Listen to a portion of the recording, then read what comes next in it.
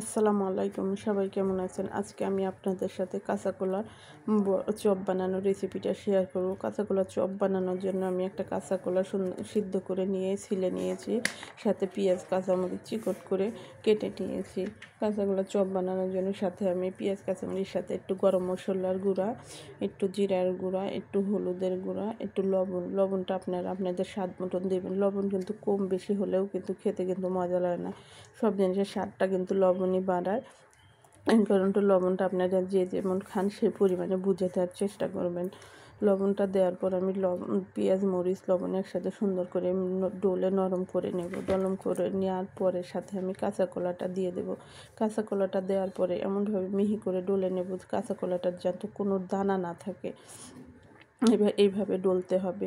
আর কাঁচা কলার এই চপটা আপনারা একবার বানিয়ে খেলে বুঝতে পারবেন আসলে চপটা কিন্তু খেতে কিন্তু অনেক মজা হয়। আপনারা আমার ভিডিওটি দেখে কিন্তু আপনারাও নিজে বানানোর চেষ্টা করবেন।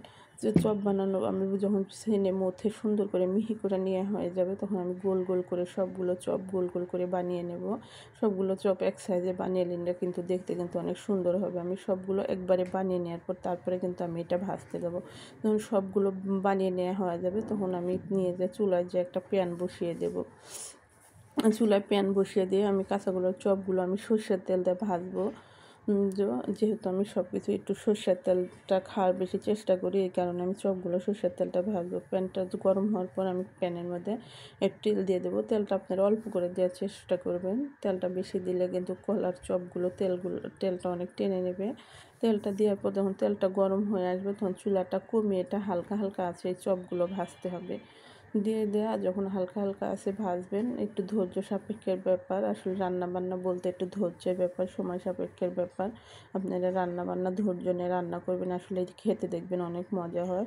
যখন আমার এক পাশ যখন বাদামি কালার হয়ে আসবে, তখন আমি উল্টিয়ে দেবো। কিন্তু আপনারা সবগুলো একবারে তাড়াহুড়া করে উল্টাতে যাবেন না, একটা একটা করে উল্টিয়ে দেবেন।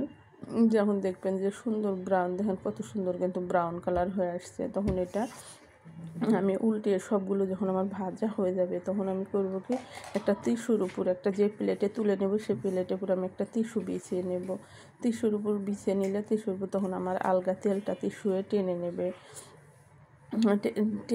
তখন আর এই চপটার মধ্যে কোনো আলগা কোনো তেল থাকবে না, খেতেও কিন্তু ভালো লাগবে। আর অতিরিক্ত আলগা তেলটা খাওয়া কিন্তু অনেক ক্ষতি, এই কারণে আমি এই কাজটা করি। আপনারা ভাজা পোড়া জিনিসটা এভাবে নিয়ে দেখবেন টিস্যুয়ে কিন্তু তেলটা চুষে নেয়। তাহলে কিন্তু আর আমার ভিডিওটা যদি ভালো লাগে আমাকে একটা লাইক দিয়ে আমার চ্যানেলটা সাবস্ক্রাইব করে দেবেন। আর আপনারাও এভাবে বানিয়ে একবার হলেও ট্রাই করে দেখবেন। আসলে এই রেসিপিটা কত মজাদার একটা রেসিপি।